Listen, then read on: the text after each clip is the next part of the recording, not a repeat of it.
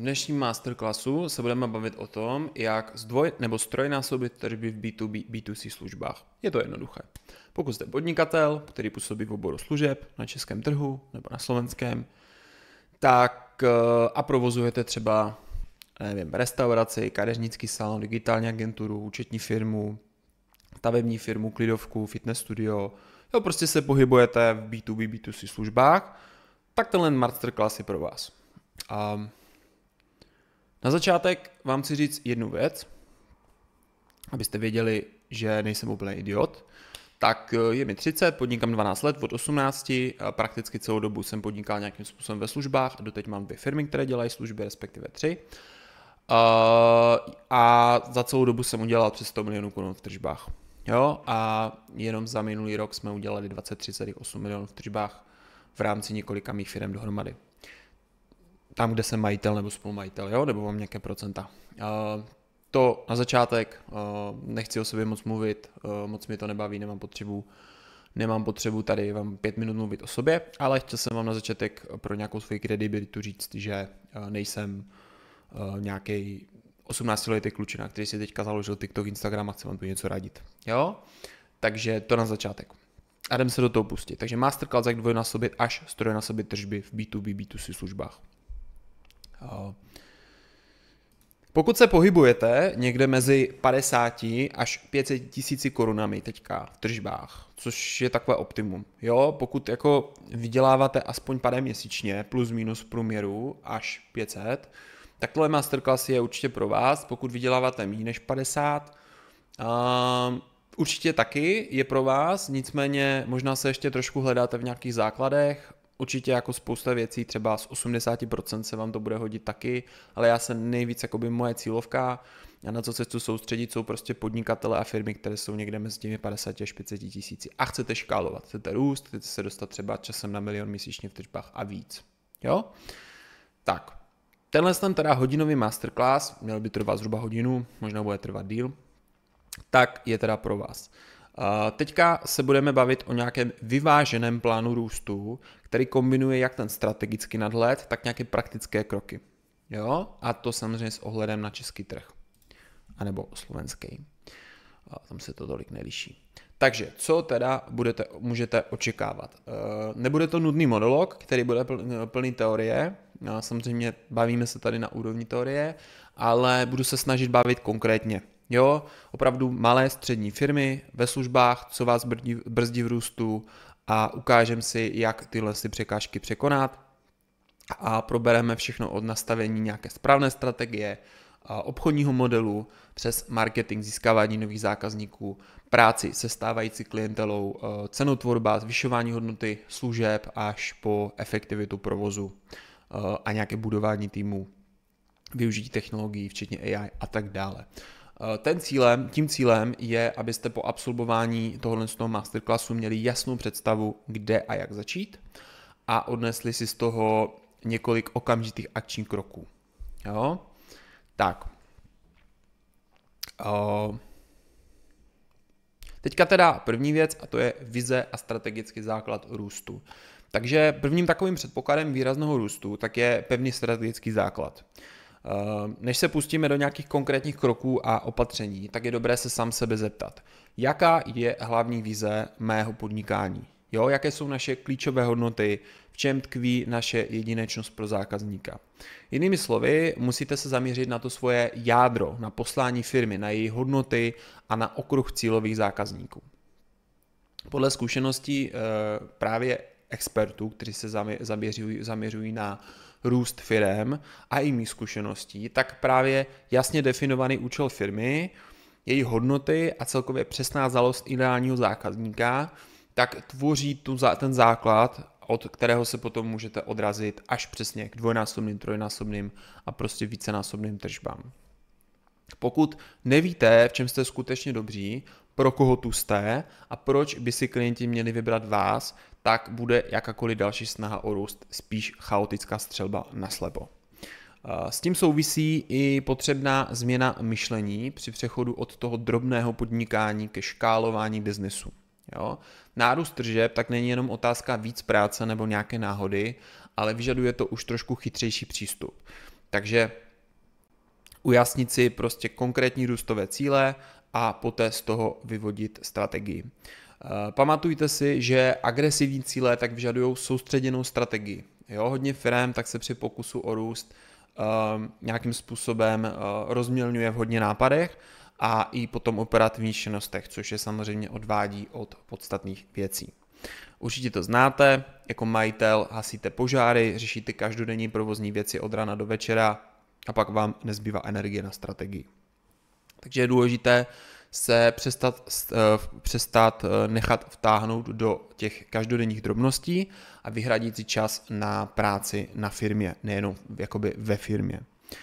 Klíčem je zaměřit se na těch několik hlavních iniciativ, které zásadně posunou vaše tržby a zisk. Takže takové prostě vítězné tahy. Vyberte si 2 až 3 priority, které budou mít největší dopad a těm věnujte maximální pozornost, místo abyste třištili síly do 10 různých směrů. Jo? Strategie rovná se umět říct ne určitým věcem, abyste mohli říct ano tomu, na čem záleží. Tak. Na začátku tedy rovnou si definujte teda, kdo jste, co nabízíte, komu to nabízíte, ujasněte si svoji hodnotovou nabídku a konkurenční výhodu. Tím se odlišíte, pokud chcete výrazně růst. Jo? Je třeba si uvědomit, čím se vlastně chcete odlišit. Jestli budete nejrychlejší, nejkvalitnější, nejinovativnější a nebo třeba nejdostupnější. Tohle strategické ukotvení tak vám pomůže při všech dalších rozhodnutích. Jo? Silná značka a jasná nabídka usnadní marketing, prodej i cenotvorbu. Tak. Takže vaše vize, mise, znalost zákazníka jsou tím základním táborem. Právě z toho, co tady mám, že nemůžete vyšplhat na vrchol hory bez základního tábora. Jo? Takže teď se podíváme na hlavní páky zvyšování tržeb. Takže takových 5. Aby jsme dokázali tržby zdvojnásobit, strojnásobit, vícenásobit, tak je důležité a užitečné pochopit základní mechaniky růstu obratu. V zásadě teda existuje 5 hlavních pák. Jo?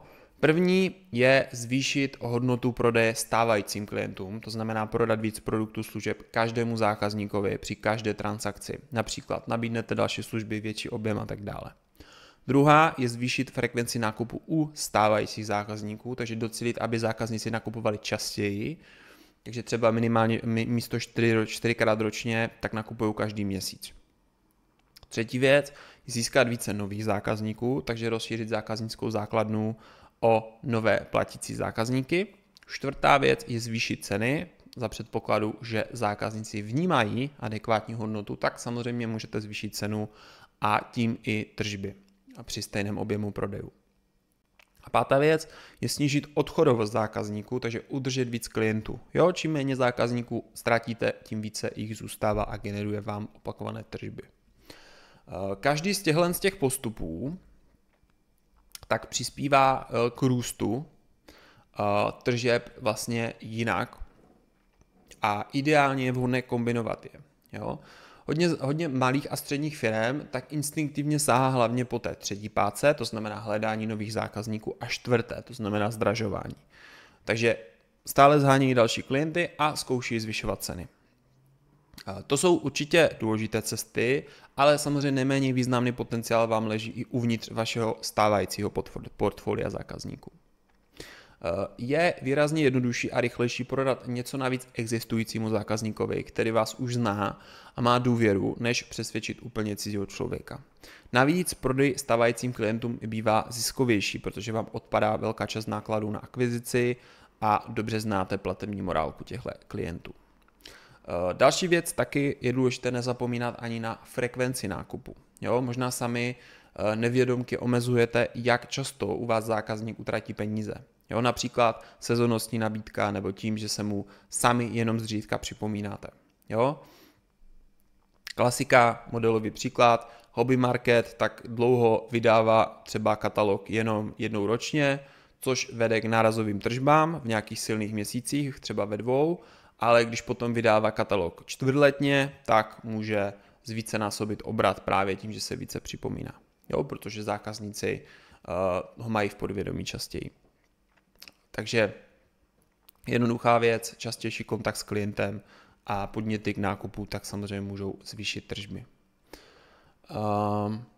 Podobně zlepšení udržení zákazníků, té loyalty, tak zvýší dlouhodobý obrat. Jo? Pokud dokážete nabídnout dobrou službu, že zákazníci pak nemají důvod odcházet ke konkurenci a tak se logicky efekt kumuluje. Jo? Méně zákazníků odchází, více jich zůstává a nakupuje dál.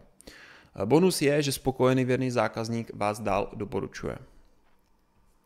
V dalších minutách a desítkách minut tak se podíváme teda na jednotlivé páky detailněji a samozřejmě každý biznes je jiný. Jo, někde bude jakoby víc klíčové získat víc zákazníků, jinde to bude zvýšit ceny nebo prodeje na zákazníka. Ta průměrná hodnota jakoby objednávky a důležité identifikovat, která páka představuje největší příležitost právě u vás, pro vaši firmu, pro vaše podnikání a na tu se samozřejmě zaměřit jako první. Tak, první teda je marketing a získávání nových klientů. Takže pro dosažení výrazně vyšších tržeb tak se zpravidla neobejdete bez nových zákazníků. Jo, obzvlášť pokud jste obsluhovali jenom doteď omezený okruh. Získávání nových klientů, takže páka číslo 3 je tradiční cesta růstu, ale také je nákladná a náročná. Jak ji teda dělat chytře? První věc je začněte u své cílové skupiny. Takže vraťte se k tomu, koho chcete oslovit. Například restaurace může chtít přilákat víc rodinných návštěv, nebo naopak firemní klientelu na polední menu. IT poradce tak může cílit na větší firmy místo drobných. Jazyková škola může rozšířit výuku třeba do firem a tak dále. Jo? Takže vymezit si ideálního zákazníka a tomu přizpůsobit marketingové kanály i nabídku.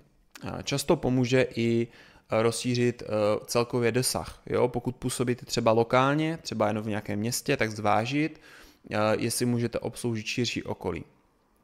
Nebo rozjet i třeba online podobu poskytování služeb, abyste nebyli omezeni jenom tím regionem. Klasika úklidová firma, jo, může zkusit nabídnout služby i v sousedních městech, poradce může konzultovat videohovorem v celé republice a tak dále.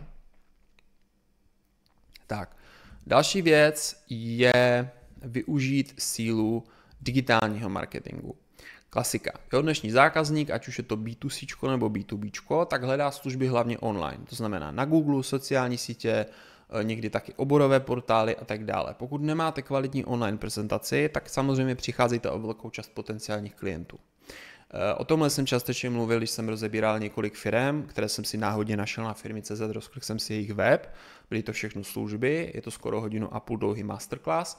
Mluvil jsem o tom v Mind Capital komunitě, konkrétně teda v premium komunitě, která je teďka za nějakou 500 na 3 dny zdarma, takže můžete vyzkoušet, link dávám vždycky buď do komentáře, anebo do popisku. Plus samozřejmě tam i možnost se podívat do free community, kde najdete všechny tady ty videa a i workbooky k nim a další věci. To jsem teďka odbočil. Zpátky k věci. Takže základem je teda přehledná optimalizovaná webovka, ideální i s možností samozřejmě třeba online objednávky, rezervace a tak dále. Vždycky záleží na kontextu, na tom, jaký je to obor a tak dále. Dále, co je velmi důležité, je kvalitní aktivní profil na Google Moje firma, co se pak zobrazuje v Google vyhledávání, Google mapách a tak dále. O tom jsem mimochodem taky mluvil v tom masterclassu. Kde jsem rozebíral ty weby. Jo, takže pro lokální vyhledávání velmi důležité a samozřejmě přítomnost tam, kde tráví čas vaše cílovka. Může to být samozřejmě Facebook, Instagram, LinkedIn, specializované nějaké platformy, portály a tak dále. Důležité je optimalizovat web pro konverzi, takže nejenom pro návštěvnost. Jo? Takže logicky ujistit se, že návštěvníci webu ho snadno najdou, snadno tam najdou na něm, co potřebují. Jo? Snadno jsou schopni provést požadovanou akci, objednávka, kontakt. Jo? Rychle najdou kontakt, rychle najdou telefon. Ve většině případů, když si otevřu web, tak nad ohybem displeje na počítači bych měl hned vidět kontakt, tlačítko, klíčová akce, co mám udělat a tak dále. Jo, mluvil jsem o tomto masterclassu, má přes 1,5 hodiny, takže to jakoby nebudu tady rozvádět extrémně do detailu, ale určitě, kdybyste měli nějaké dotazy, napište mi, buď tady jdou do komentáře nebo do Instagramu v DMs. Investujte samozřejmě ať už do organického marketingu, jo, abyste byli vidět třeba ve vyhledávačích, na sociálních sítích a tak dále. A určitě i případně do placené reklamy, PPC kampaně na Google, Seznamu, sociální sítě a tak dále. Ale zase je důležité to dělat chytře, měřit návštěvnost, měřit konverze, měřit další věci.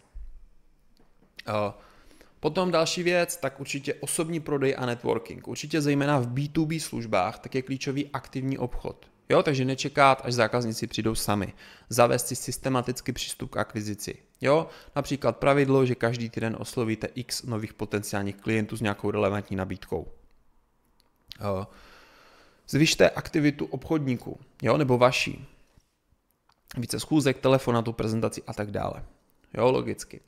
Důležité je nezapomínat ani na bývalé klienty, takže oslovit ty, kteří u vás už nakupovali v minulosti s novou nabídkou, pobídkou k návratu.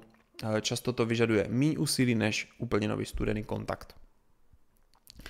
Hodně efektivní je taky partnerská spolupráce a třeba nějaké doporučení, takže spojit se třeba s firmami, které mají podobnou klientelu, ale nekonkurujete si a vzájemně si třeba doporučovat zákazníky.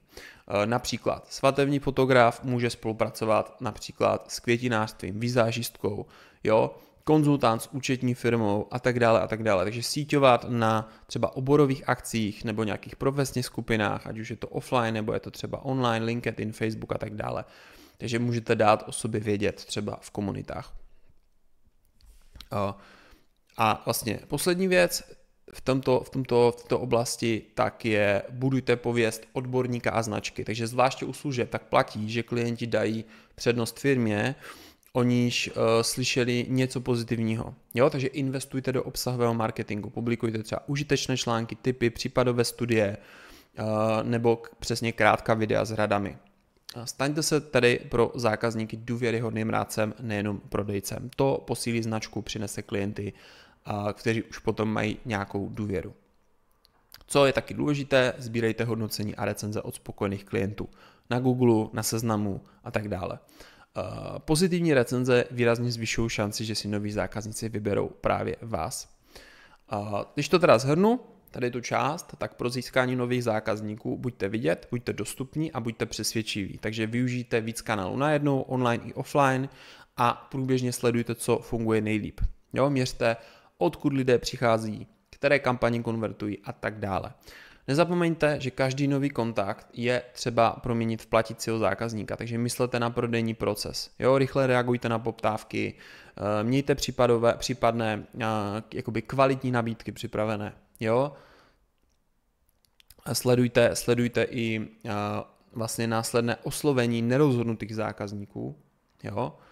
A pokud investujete do marketingu a do akvizice, tak nenechte tyhle investice propadnout malou komunikací, jo? Nebo třeba nevyužitím všech příležitostí k potom uzavření obchodu, jo? Když už máte kontakt. Další věc je využití stávající klientely a opakovaných zakázek. Jo, nejrychlejší cesta k vyšším tržbám tak často vede přes vaše stávající zákazníky. Ten zlatý důl tak mívají firmy paradoxně nejméně vytěženy. Přitom platí, že existující spokojený klient tak nakoupí s nás znovu a více než nový, protože mu stačí vhodně nabídnout řešení prostě jeho dalších potřeb. Jak teda zvýšit tržby na klienta a z klienta udělat toho opakovaného zákazníka? První věc je rozšířte svou nabídku pro stále klienty, takže se zamyslete, co dalšího by vašim zákazníkům mohlo pomoci nebo se hodit. Jo, můžete zavést třeba doplňkové služby, produkty, které doplňují vaši stávající nabídku. Tím zvýšíte užitek, který u vás zákazník získá a současně získáte dodatečné tržby. Například kadeřnictví může začít prodávat nějakou vlasovou kosmetiku nebo nabídnout manikúru. Účetní firma tak může poskytovat třeba i nějaké finanční poradenství. E-shop s elektronikou tak může nabídnout i třeba instalaci, pojištění zboží a tak dále. Jo? Cross-selling nebo upselling, to znamená prodáváte související produkty, služby, nebo upselling prodáváte vyšší verze služby nebo produktů, tak by měl být samozřejmou součástí vašeho obchodního procesu. Každému zákazníkovi tak zkuste nabídnout o něco víc, samozřejmě smysluplně, aby to vnímal jako přidanou hodnotu. Bundlování služeb, takže balíčky více služeb za výhodnou cenu, tak může zákazníka motivovat utratit víc najednou. Stejně tak můžete připravit i prémiové varianty vašich služeb, jo, pro ty, kdo chtějí to nejlepší a jsou ochotní si za to připlatit. Další věc je zvyšte frekvenci nákupu vhodnou komunikací, takže připomínejte se svým klientům častěji s nabídkou akcí nebo jenom užitečnou informací. Třeba restaurace může rozesílat týdenní menu e-mailem, fitness trenér nabídne měsíční členství místo jednorázových lekcí, poradce může po čase oslovit klienta s následnou konzultací. Jo, pravidelný kontakt formou newsletteru, SMS nebo i přímých telefonátů tak udržuje vaši firmu v povědomí zákazníka. Nebojte se, že budete obtěžovat, protože pokud máte co nabídnout, a to samozřejmě hlavně hodnotu, jo, když to řeknu takhle s vykřičníkem, tak to klient ocení. Častější komunikace může odhalit nové potřeby klienta, které můžete obratem uspokojovat. U služeb s určitým cyklem spotřeby tak můžete zkrátit nákupní cyklus. Jo? A vy zmíněný příklad s tím katalogem, co jsem už říkal, to znamená, místo, aby zákazník objednával třeba jednou ročně nějakou větší zakázku, tak mu nabídnete kvartální třeba program nebo měsíční balíčky a tak dále, jo, kterého přimějí nakupovat průběžněji. Další věc je pečujte o vztahy a lojalitu. Takže když zákazník dokončil první obchod, tak samozřejmě práce tím nekončí, naopak začíná. Takže zaveďte programy na udržení zákazníků, třeba věrnostní slevy, bonusy za opakovaný nákup nebo přednostní přístup k novinkám, jo, pro stále klienty, dárky k výročí spolupráce a tak dále. Dejte zákazníkům najevo, že si jich vážíte. Spokojený zákazník potom nemá důvod odcházet a stává se zdrojem stabilního příjmu. Jakmile snížíte počet odcházejících klientů, tak každé zlepšení se pozitivně promítá do tržeb. Třeba pokud ze 100 zákazníků ročně dříve 20 odešlo a dneska odejde jenom 10 díky lepší péči, no tak to znamená příští rok o 10 platících zákazníků víc, ještě předtím, než získáte jednoho nového.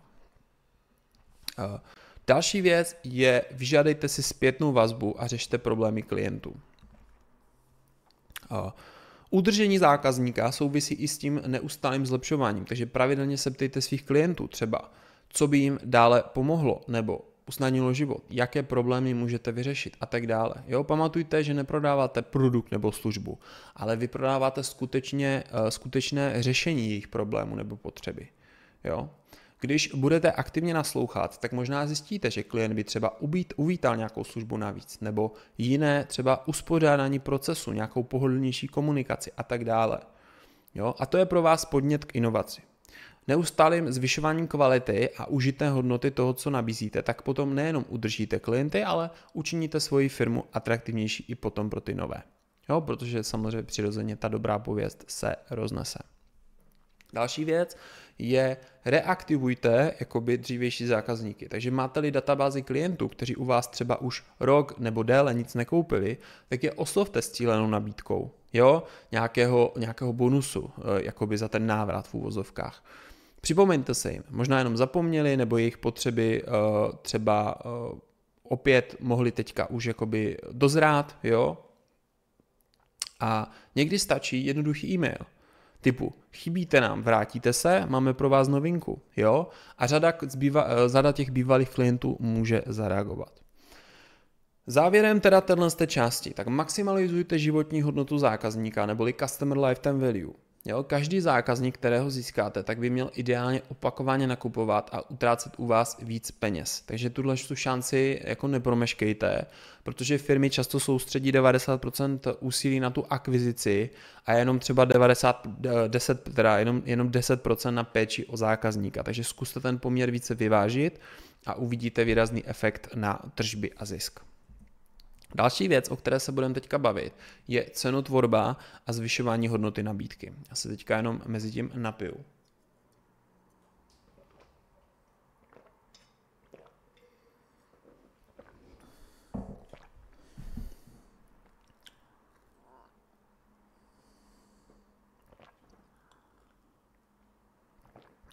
Tak, dáme kavčo.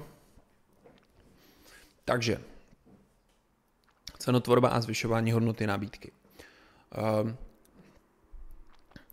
Další teda velmi, velmi mocný nástroj k tomu navýšení tržeb. Cenotvorba, zlepšování hodnoty, kterou za tu cenu dodáváte. Zvyšování cen, což je teda páka číslo 4, tak vede přímo k vyšším tržbám, ale musí to být podloženo hodnotou. Jo, zákazník musí vnímat, že za vyšší cenu dostává adekvátní užitek. A teďka jak na to? První věc je analyzujte svoje ceny a marže. Takže nejdříve si spočítejte, jaké máte marže na jednotlivých službách nebo produktech a jestli některé nejsou podhodnocené. U malých firem tak je časté, že nasazují příliš nízké ceny z obavy před konkurencí, anebo kvůli snaze získat zákazníky. Jenomže tím si samozřejmě v uvozovkách podřezávají větev. Nejenom, že méně vydělají, ale zákazníci často nízkou cenu spojují s nižší kvalitou. Jo, takže nebojte se postupně zdražovat, pokud nabízíte kvalitu a poptávka je silná. Silná značka a pověst vám potom umožní účtovat vyšší ceny, aniž byste přišli o klienty. Můžete zdražovat plošně nebo zavést více úrovní cen, například standard versus premium balíček a část klientů převést na vyšší úroveň. U předplatných služeb zjednodušte vlastně ceník na pár jasných variant, aby zákazník snadno pochopil hodnotu každé z nich. Další věc je komunikujte hodnotu, ne cenu. Takže klíčové je, aby zákazník chápal, jakou hodnotu za své peníze dostává. Jo? Pracujte na tom, aby vaše služba byla vnímána jako investice do řešení problémů, ne jako náklad navíc. Například advokátní kancelář tak může zdůrazňovat peníze ušetřené díky jejich radám, nebo fitness trenér tak může zdůrazňovat hodnotu zdraví a kondice, kterou klient získá a tak dále. Vždycky záleží na cílovce a tak. Jo?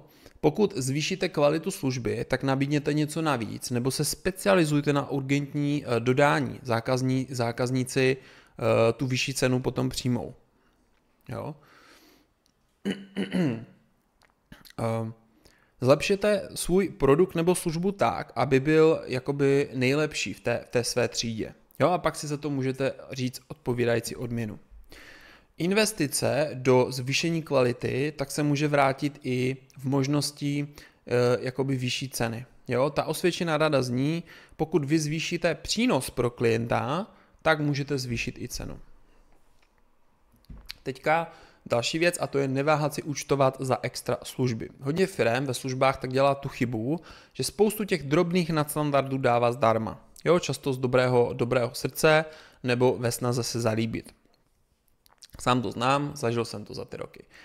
Zamyslete se, jestli některé činnosti navíc nemají svoji hodnotu, za kterou by klienti byli ochotní zaplatit.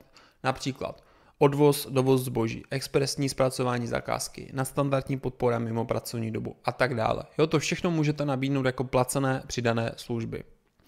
Balíčkování je jeden ze způsobů, to znamená základní služba za standard cenu a k tomu balíček extra s příplatkem, který obsahuje na standardy.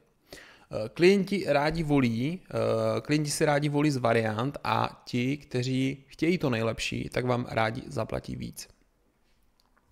Další věc je hledejte cestu k vyšší průměrné útratě. Jo? Každý kontakt se zákazníkem zkuste využít k tomu, abyste zvýšili průměrnou hodnotu objednávky. Zde už jsme zmiňovali ty bundly, upselling a tak dále. Nabídněte třeba větší balení, další předplatné, související doplněk a tak dále. Třeba fotograf, tak může nabídnout rovnou fotoknihu a tisk snímků. Jo? Autoservis, tak může přidat třeba, dezinfekci interiéru, jo? Mytí vozu a tak dále. Jo, je to samozřejmě teďka modelový příklad, jo? Neberte mě za slovo, ale spíše pro modelové pochopení. Jo? Slevy za větší odběr tak mohou paradoxně zvýšit celkové tržby i zisk. Jo, raději prodáváte více za mírně nižší jednotkovou cenu, než míň kusů za plnou. Důležité je to samozřejmě spočítat, aby sleva jakoby nepřesáhla ten výnos objemu.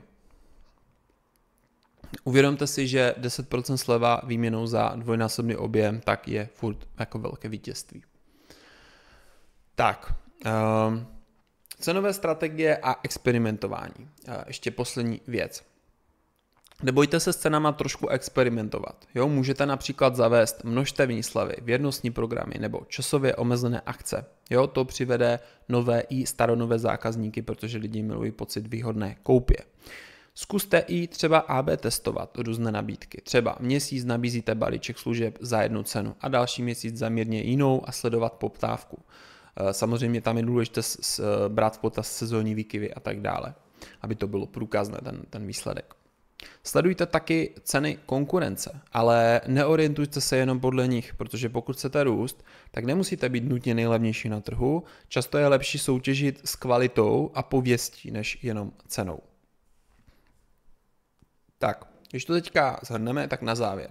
Správná cenová politika tak dokáže s tržbami udělat divy, ale vždycky musí jít ruku v ruce se spokojeností zákazníka.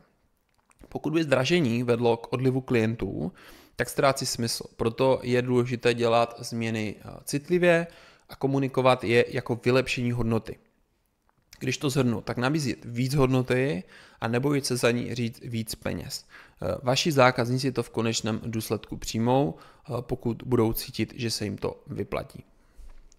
Tak, teď se podíváme na další oblast a to je efektivita procesů a škálování provozu. Já se opět napiju, protože už začínám mít výsklo v krku. Tak, vteřinku, naliju si sklenku vody.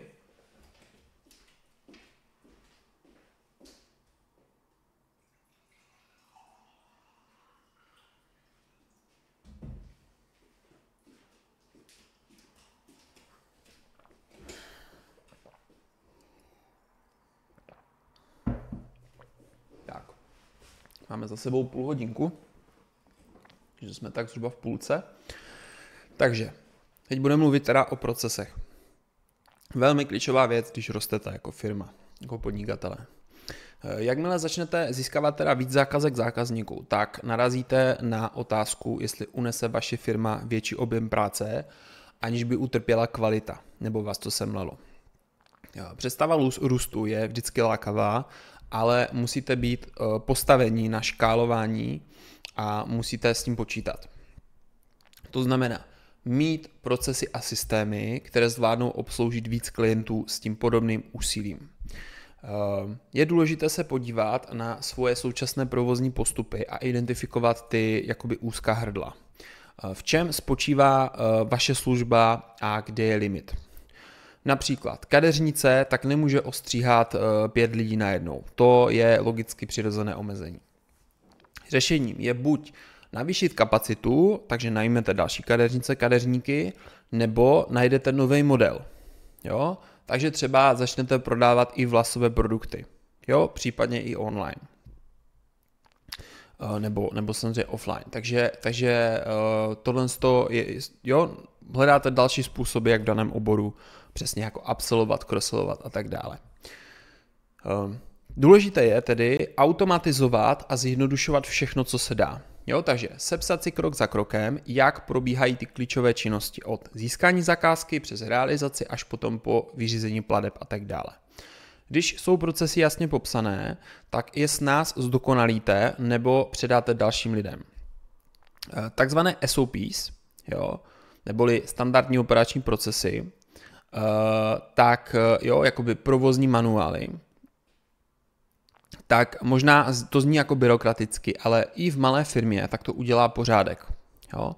Co není popsáno, tak nejde zlepšit ani škálovat. To si zapamatujte. Další věc je eliminovat zbytečnosti a optimalizovat náklady. Takže s růstem obratů tak by neměly úměrně růst i vaše náklady. Jinak byste nevydělali nic. Jo, nevydělali byste prostě víc peněz. Proto je důležité průběžně sledovat efektivitu. Jo, možná zjistíte, že některé činnosti tak jsou zbytečně zdlouhavé anebo drahé. Takže je důležité hledat cesty, jak snížit ty jednotlivé náklady. Takže třeba automatizace, lepší organizace práce, využití levnějších, ale kvalitnějších nebo stále kvalitních alternativ zdrojů. Jo, případně nějaký outsourcing a tak dále. Odborníci, kteří se specializují i na to škálování, tak třeba doporučují mít nastavený rozpočet a odpovědnost za náklady. Takže každý rok zkuste najít 10 až 15% úspor v provozních nákladech, aniž by utrpěla kvalita. Tím uvolníte prostředky pro investice a růst jinde. Jo? Například přejděte na kancelář, která je v uvozovkách bezpapírová, jo, místo tisku, nebo outsourcujete podpůrné činnosti, jako je účetnictví, IT správa, jo, tam, kde se to vyplatí, nebo investujete do automatizace opakovaných procesů, ať už skrze AI a tak dále. Jo. Když ušetříte čas a peníze na těch rutinních věcech, tak je můžete vložit potom do většího expandování. Technologie jsou váš přítel. Jo? To znamená, teďka už se můžete zamyslet, používané nástroje a software, jo? Tak jestli prostě používáte tady tyhle možnosti a fungujete na softwaru, který zvládne růst. Jo? Pokud doteď fungujete na excelovských tabulkách a na papírovém diáři, tak ve větším objemu se to častokrát jako může rozpadnout, když to řeknu takhle. Jo? Takže je důležité si zvolit takové nástroje, které porostou s váma. Třeba cloudové účetnictví, jo? Místo místního, nebo CRM systém na řízení vztahu se zákazníky, jo? Na místo poznámek v sešítě, nebo online rezervační systémy místo telefonické objednávání a tak dále.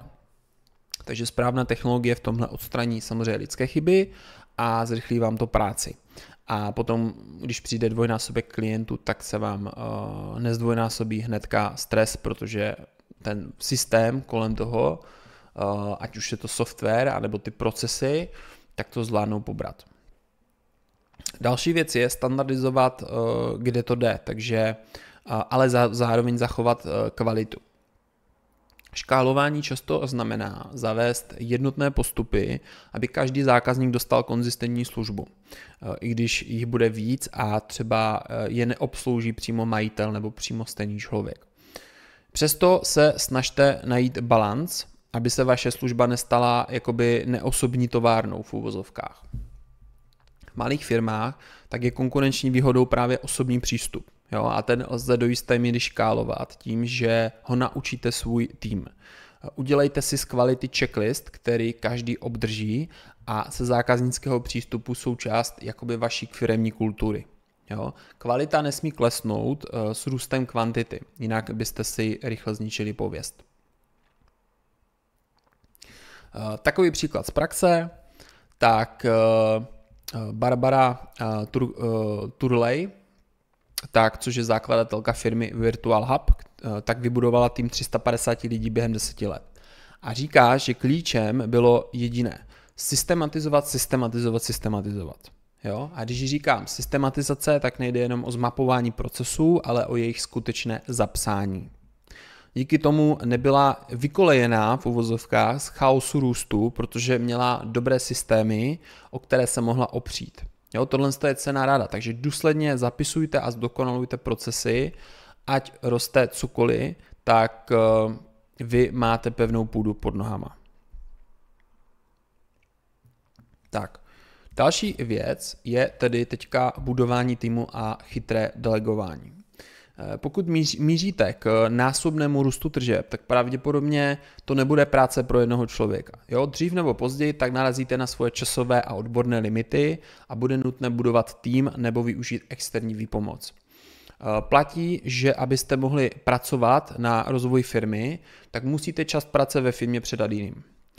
Prvním krokem je uvědomit si, co byste už neměli dělat vy sami. Takže si sepište všechny role a činnosti ve firmě, od poskytnutí služby, administrativa, marketing, prodej, zákaznická podpora až třeba úklid kanceláře a označte si, které z nich může stejně dobře nebo lépe dělat někdo jiný než vy. Jako majitel, tak byste se měli soustředit na klíčové věci, které přímo přinášejí růst a peníze. Jo, jako je třeba vývoj biznesu, klíčoví klienti, strategie a tak dále. A ty rutinnější nebo podpůrné úkoly delegovat.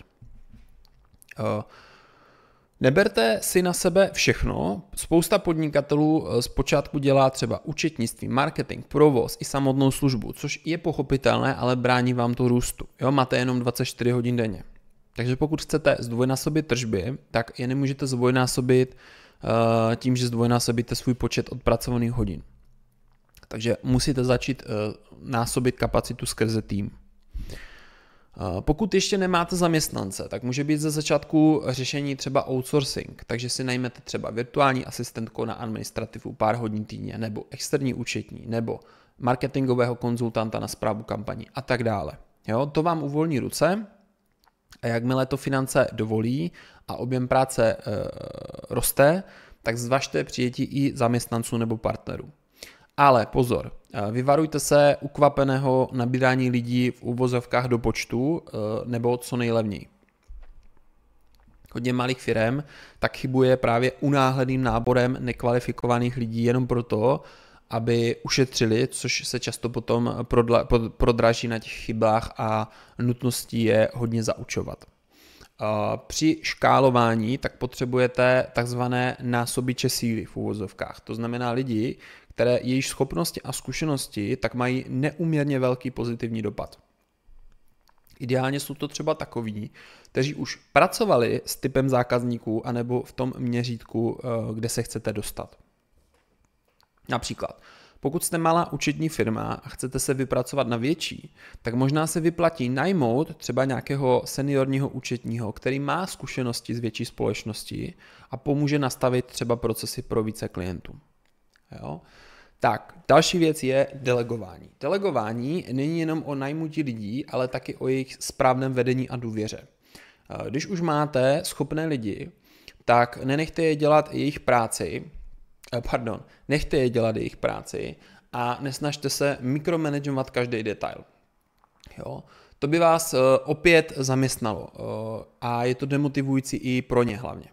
Místo toho si nastavte měřitelné cíle a pravomoce. Například stanovte obchodníkům prodejní cíle a dejte jim volnost, jak jich dosáhnou. Jo? Případně motivujte provizemi. Pracovníkům zákaznické podpory tak dejte mantinely, v jakých mohou samostatně řešit složitosti klientů nebo stížnosti klientů a tak dále. Jak roste tým, tak budujte firemní kulturu, takže vyjasněte, jaké hodnoty a standardy mají lidé chtít, anebo vlastně jaké mají ty lidi jakoby ty role ctít, jo, a ty hodnoty. Aby vlastně i z víc zaměstnanci potom ta firma šlapala podle těch vašich představ. Jo, aby si prostě uvědomovali hodnoty, standardy a aby je nějakým způsobem ctili. Podceňovat kulturu se nevyplací, protože automaticky sama nevznikne. Jo, vy musíte aktivně pečovat o to, aby i noví lidi byli na té stejné vlně. Jinak by se mohlo stát, že roztříštíte tým a kvalita a jakoby pověst firmy utrpí.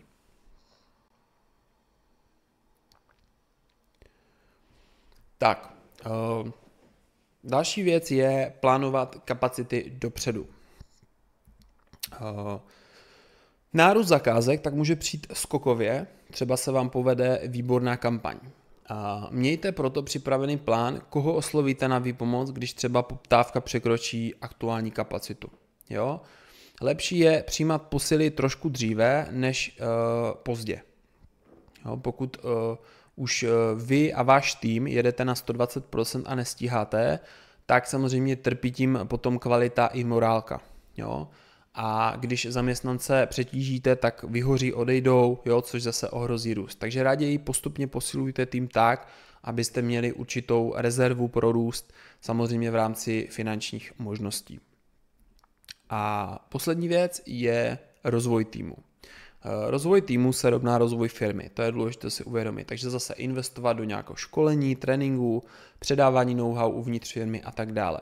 Když budete mít zdatné lidi, tak můžete se potom spolehnout, že i třeba bez vaší přímé účasti dokážou generovat tržby. Jo?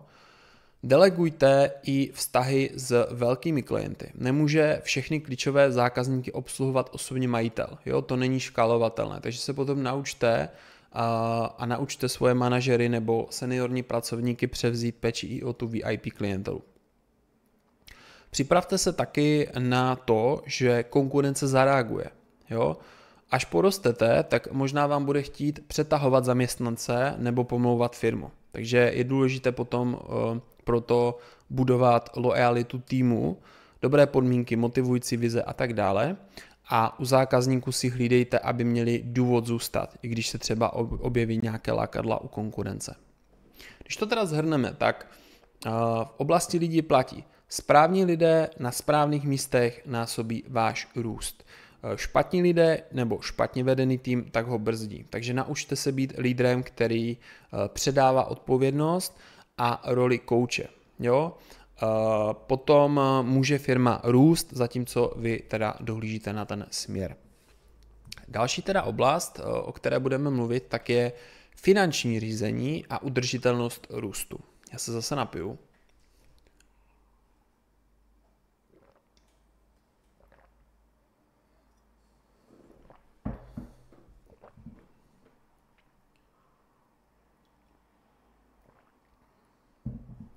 Tak, máme za sebou 45 minut. Vidíme se pomalu do finále. Samozřejmě, když budete mít jakýkoliv dotazy, budu rád, když napíšete do komentáře nebo mě na DMs, třeba na Instagramu, případně ve free komunitě Man Capital mi můžete taky soukromně napsat. A další věc je teda finanční řízení. Zdvojnásobit tržby je super, ale je důležité nezapomenout na důležitou věc. O peníze jde v prvé řadě. A růst obratu tak musí jít ruku v ruce s udržitelným finančním zdravím firmy. Co to teda znamená? Nesmíte ztratit kontrolu nad ziskovostí, cash flow a potom i investicemi v honbě za vyššími příjmy. Co to teda v praxi znamená? Takže první věc, poznejte reálně svoje a detailně svoje čísla. Pokud jste doteď finanční řízení zanedbávali, typicky styl všechno pošleme účetní a jednou ročně se to nějak spočítá, tak je důležité teďka to změnit. Začít aktivně pracovat s tím třeba výkazem zisku, ztrát, rozvaha, přehled cashflow a tak dále. Jo? Minimálně prostě opravdu si spočítat náklady, zisky, jo? Minimálně prostě na měsíční bázi. Nastavit si pravidelný reporting, jak říkám, třeba každý měsíc si sednout nad čísly, tržby, náklady, zisk, stav účtů, jo? Případně samozřejmě pohledávky, závazky, řešit upomínky a tak dále. Růst může dočasně třeba i zhltat jako víc peněz, jo? Třeba financujete vyšší zásoby nebo pracujete před fakturací, jo? Investice do vybavení, marketingu a tak dále. To je třeba si jako uvědomit. Takže i když tržby rostou, tak můžete se ocitnout ve určitou chvíli třeba v nějaké finanční tísni, pokud si to neohlídáte. Takže je tam důležité si zpracovat třeba nějaký cashflow plán, jo, nějakou projekci, jestli budete mít dost peněz na účtech, třeba v příštích měsících, zvlášť když třeba dáte víc peněz do reklamy nebo naberete lidi a tak dále. Jo. Možná zjistíte, že určité období tak bude napjaté a včas si potom můžete zajistit třeba kontokorent nebo jiný přísun financí. Další věc je, plánujte návratnost investic. Takže každý větší výdaj na růst, ať už je to třeba marketingové kampaň nebo koupě nového stroje nebo otevření pobočky, najmutí obchodníka a tak dále, tak vnímejte jako investici, u níž si zkuste předem odhadnout, kdy a jak se vám vrátí. Například, když si řeknete, najmu obchodníka za 40 000 měsíčně, očekávám, že do půl roku přinese zakázky za aspoň 80 000 měsíčně. Jo? Jinak to nedává smysl. Tyhle ty propočty tak vás udrží potom v realitě. Modelujte různé scénáře, co se stane s vaším ziskem, když zdvojnásobíte tržby. Možná budete muset přidat nějaké fixní náklady, takže zisk se třeba nezdvojnásobí, ale pořád může výrazně vzrůst díky zase úsporám z rozsahu. Udělejte si jednoduchý finanční model budoucnosti, takže X nových klientů, Y korun investic, Z navíc náklady a zde to vychází. Další věc je kontrolovat marže i při růstu. Jedna z těch pastí škálování je to, že firma nabere dvakrát tolik zakázek, ale zároveň přijme dvakrát tolik lidí, zdvojnásobí kancelář, výdaje a tak dále a výsledkem je sice dvojnásobný obrat, ale zisk je v uvozovkách nula. Jo? A tomu se chcete vyhnout. Cílem je růst zisku společně s tržbama, takže vždycky sledujte, které produkty nebo služby mají největší marži a ty potom preferujte v prodeji.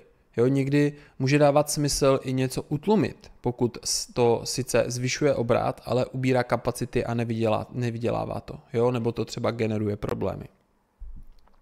Takže optimalizujte produktové portfolio. Možná je lepší mít méně služeb, za to více ziskových a škálovatelných, než nabízet vše pro všechny s minimálním ziskem.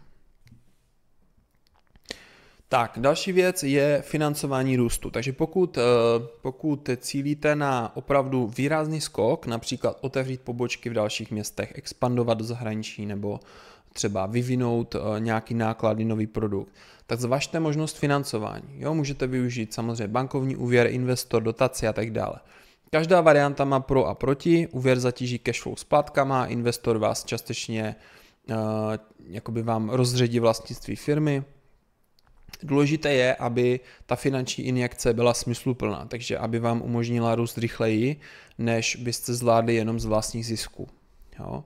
A ten růst pak umožnil s nás splacení úvěru nebo potom vykoupení investora. Nenechte se zlákat půjčkou jenom proto, abyste nalili peníze do nepřipraveného růstu.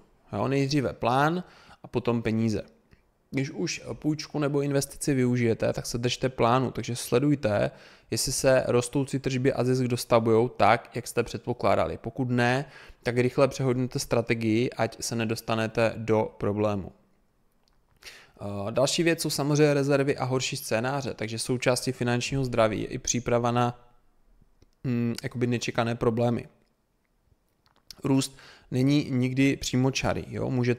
Může přijít výpadek klíčového zákazníka, ekonomická krize nebo třeba pandemie, že to známe. Takže plánujte i takové to, co když to nevyjde tak rychle. Jo? Mějte finanční polštář třeba na pár měsíců provozu i bez příjmů, ať nezahynete na nějakým prvním větším zakolísání. Firmy, kterým se podaří vyrůst, nejsou ty, co nezažili problémy, ale ty, které umí rychle adaptovat se a zotavit se z toho nezdaru. To je důležité si uvědomit. Proto se potom průběžně ptejte, jo, co uděláme, když plán A selže, a mějte v rukávu plán B. Zkrátka a jednoduše, buďte finančně chytří, takže růst firmy musí jít ruku v ruce s růstem její hodnoty pro vás jako majitele. Jo, měřítkem není jenom obrat, ale i profitabilita, hodnota firmy do budoucna a stabilita. Když to budete mít pod kontrolou, tak potom můžete růst v klidu a s nějakou jistotou, že vám celá ta snaha dává smysl a že se vám vyplatí.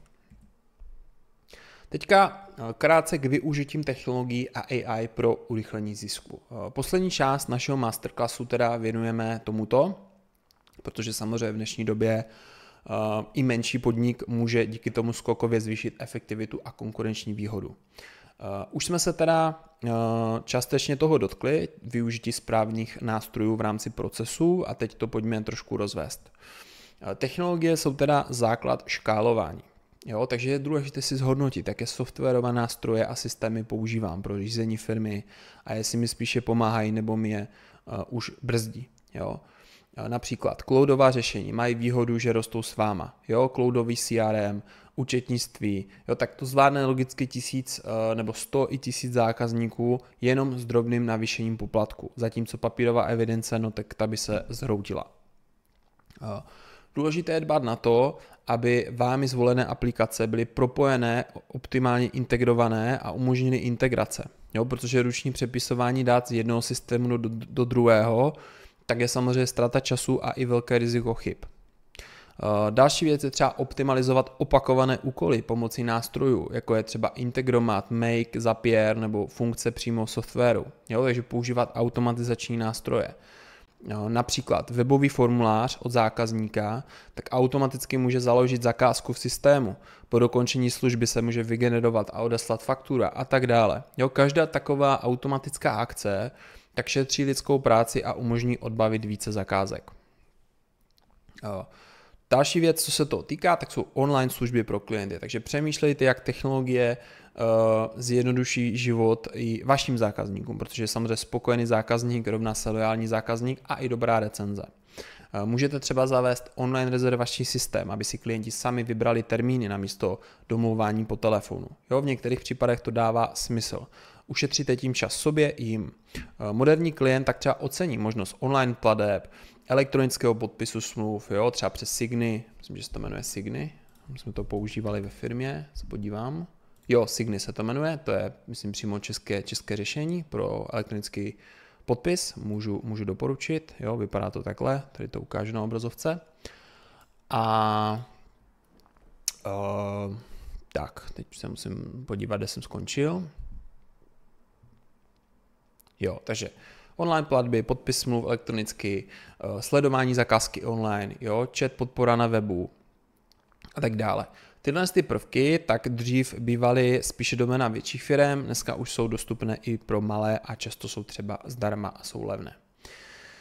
Pokud to nasadíte, tak zase můžete se odlišit od konkurence, která častokrát může zaspát a zároveň zvládnete obsloužit víc klientů se stejným týmem, protože část práce udělá ten systém za vás. Umělá inteligence, jo, AIčko, tak je samozřejmě váš nový parťák. AI už prostě není sci-fi, jsme v roce 2025, je to praktický nástroj pro drobné podnikatele. Dneska, když tohle video natáčím, tak je 7.8.25 a zrovna dneska, myslím, večer má vyjít nová ChatGPT 5, takže na to se hodně těším. Takže zrovna jako klíčová věc, klíčová verze, takže určitě doporučuji vyzkoušet. Pokud ještě nepracujete třeba s ChatGPT. A konkrétně přesně tyhle modely tak dokážou zrychlit, usnadnit spoustu činností. Výhoda AI je samozřejmě to, že je k dispozici 24/7. Jo? Navíc je to rychlé, jo? To, co by vám někdy trvalo hodinu, tak AI vám generuje za minuty.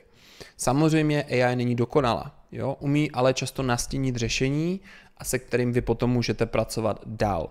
Takže proč by vás to mělo vlastně zajímat? No, protože vy jako podnikatel máte omezený čas a AI vám ho může ušetřit, abyste se mohli soustředit na strategické věci.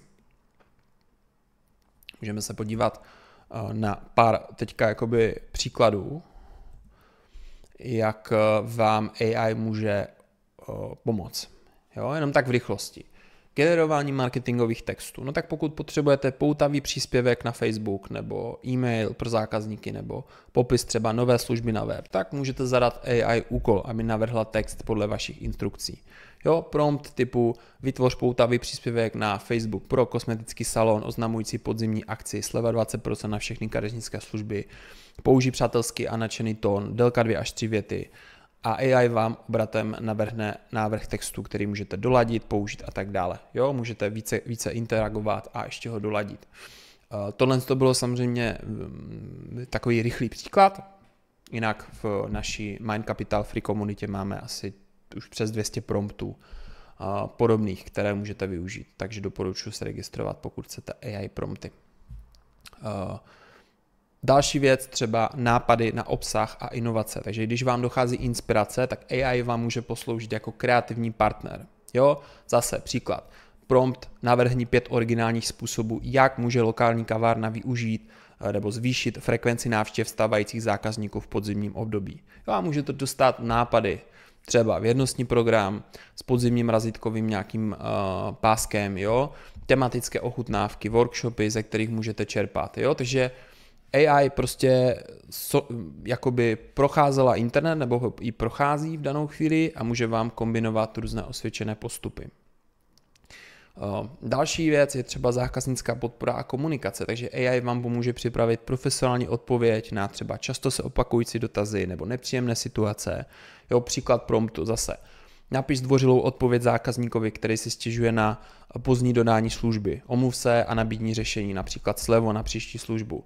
Délka taková maková. Jo, a zase obdržíte vzor nějakého e-mailu, který můžete drobně upravit a odeslat, takže získáte zase nějakou jistotu, že ta komunikace je kvalitní a zvládnete obsloužit víc dotazů za krátký čas.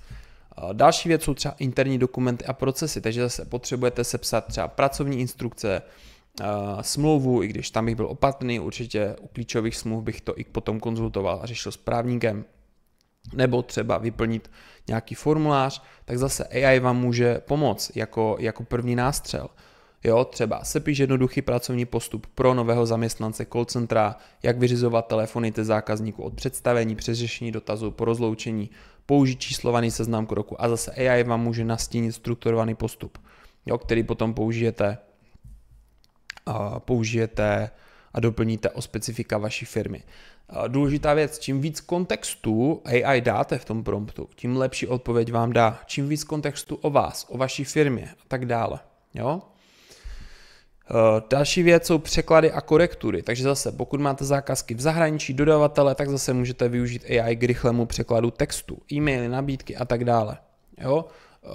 Jeden z skvělých AI modelů přímo, který vlastně se zabývá překladem, tak je DeepL. Zase vám to tady v rychlosti ukážu na obrazovce, jo, deepl.com.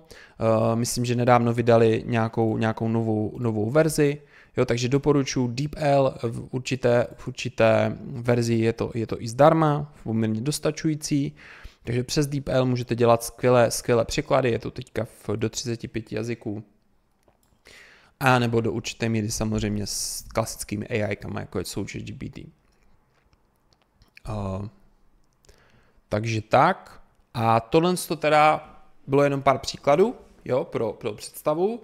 Samozřejmě možností je mnohem více. Analýza dat, ChatGPT vám může vysvětlit nějakou složitou tabulku s čísly, nebo s ní vytáhnout poznatky, jo, generování obrázků, můžete generovat obrázky, loga a tak dále, jo, pokud jste třeba nový nebo řešíte redesign loga, tak vám tady dám rychlé doporučení na jeden nástroj, který mám osobně rád, na logo design a vlastně i brand identity, tak je nástroj, který se jmenuje Loka, opět máte to teďka na obrazovce, jo, tady přesto si můžete vytvořit logo a vlastně si ho i stáhnout zdarma, když tak v mojí komunitě v Mind Capital Premium, tak mám videjko přímo, kde ukazuju, jak si to vytvořit a stáhnout zdarma. Kdybyste chtěli zrovna tohle řešit, mám 3 dny zdarma, takže můžete se kdykoliv odhlásit, takže klidně tam mrkněte na premium. Za 500 měsíčně je to, když tak. Takže Loka doporučuji pro loga, jo, je to zase, vychází to, je to vlastně AI nástroj, který vám pomůže vygenerovat loga. Tak, teďka se jdeme na to podívat dál. Důležité je teda zmínit, že AI vás nenahradí jako celek, jo? Ale je to takový váš velmi špičkový asistent, který vám může odbavit rutinu, spoustu úkolů a pomoct vám častokrát i nastartovat nějaký tvůrčí proces. Jo? Pokud používáte teda AI, dbejte hlavně na to, že výstupy jsou fajn, ale je dobré je vždycky zkontrolovat, doladit, berte to jako spolupráci. Jo? AI se může častokrát chybovat a splést se taky někdy, jo? Ostatně jako lidi, takže tak. Z hlediska škálování podnikání tak platí, že kdo chytře využívá technologie a AI, no tak získává náskok. Jo, umožní vám to zvládnout víc práce ve stejné době, personalizovat komunikaci s velkým množstvím zákazníků, například přesně automatizované rozesílky třeba personalizovaných mailů. A třeba přijít i na nové obchodní příležitosti díky nějaké analýze dat. Jo, to všechno často s minimálními nákladami. Jo, spousta AI jsou zdarma nebo za pár stovek. Takže pro malou firmu je to opravdu, jako dá se říct, multiplikátor zdrojů. A poslední věc, nebojte se experimentovat, vyberte si 1-2 oblasti, třeba marketing na sociálních sítích a zákaznické e-maily. Vyzkoušejte v nich třeba nasadit AI asistenta. Jo? Brzy zjistíte, kde vám sedí a kde ne. Každopádně ignorovat ty technologické trendy tak je samozřejmě chyba, protože úspěšné firmy se vždycky rychle adaptují na ty nové nástroje. Tak, teďka teda akční plán a závěr. Máme za sebou opravdu hodně bohatou směs typů strategií, věřím, že jste si z toho něco odnesli. Pojďme si teďka teda závěrem to trošku shrnout, ty hlavní poznatky a přenesit to do akčních kroků, které můžete začít hned dělat. První věc je teda ujasnit si směr a hodnotu svého biznesu. Takže se sepište na jednu stránku svoji vizi, hlavní cíle a hodnoty a profil ideálního zákazníka. Jo? Z toho vyvozujte veškerá strategická rozhodnutí. Jo? Držte fokus na tom, co zapadá do vaší vize a odmítejte aktivity, které by vás rozptylovaly. Jo? Jasné jádro v uvozovkách firmy, tak je potom odrazový můstek k vašemu růstu. Druhá věc je identifikujte svoji největší páku růstu, takže podívejte se, kde ve vašem případě je největší potenciál. Jo, máte nevyužité kapacity stávajících klientů, můžete jim prodat víc nebo častěji, nebo potřebujete získat nové trhy nebo zvýšit ceny. Jo, možná zjistíte, že trocha zvýšení cen a cross-selling, neboli prodávat související produkty služby, tak by sama o sobě zvědla tržby o třeba desítky procent. Jo, takže si vyberte 1-2 oblasti, zákazníci, ceny, noví klienti, kde můžete udělat největší rozdíl a na ty se třeba zaměřte v následujících měsících nejvíc. Třetí věc je naplánujte si konkrétní růstové iniciativy.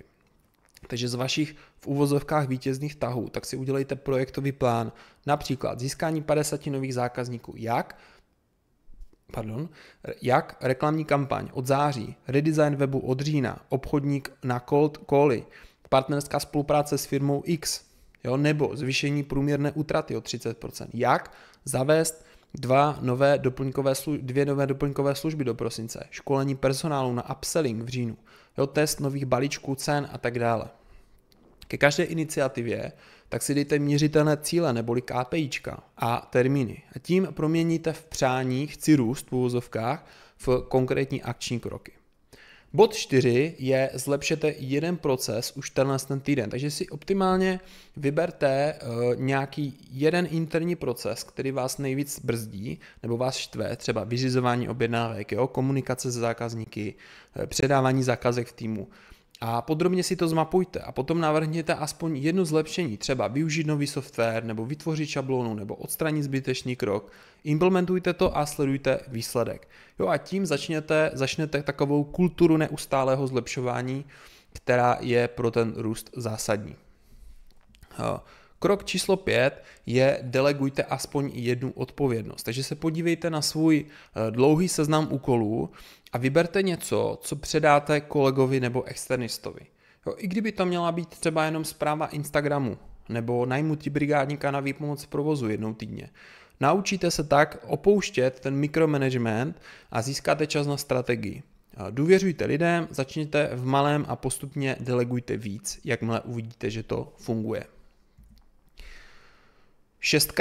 Oslovte 5 bývalých nebo stávajících zákazníků. Takže ještě třeba dneska nebo zítra, tak zvedněte telefon nebo napište e-mail 5 klientům, se kterými jste dlouho nemluvili. Jo, a třeba poptejte se jich, jak jsou spokojení, zabroní, co můžete udělat a tak dále. Jo, buď získáte zakázku hned, třeba si něco jakoby přiobjednají, nebo aspoň cenou zpětnou vazbu a posílíte s nima vztah. Je to jednoduchý krok, který může okamžitě přinést výsledky a nestojí vás to prakticky nic. No a 7.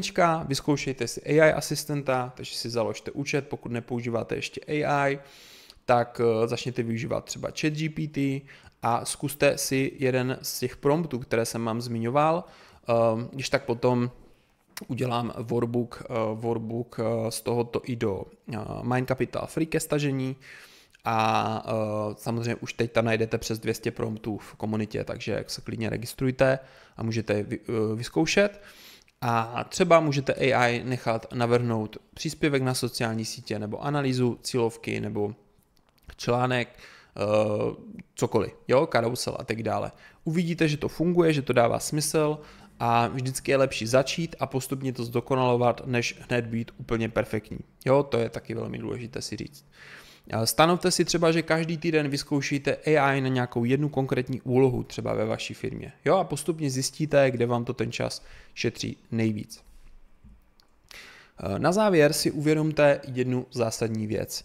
Zdvojnásobení nebo třeba strojnásobení tržeb tak není utopie. Hodně firem to samozřejmě dokázalo a nebylo to díky štěstí, ale díky systematické práci na správných věcech. Ano, chce to odvahu, pustit se do těch změn a trochu experimentovat a určitě vystoupit z komfortní zóny.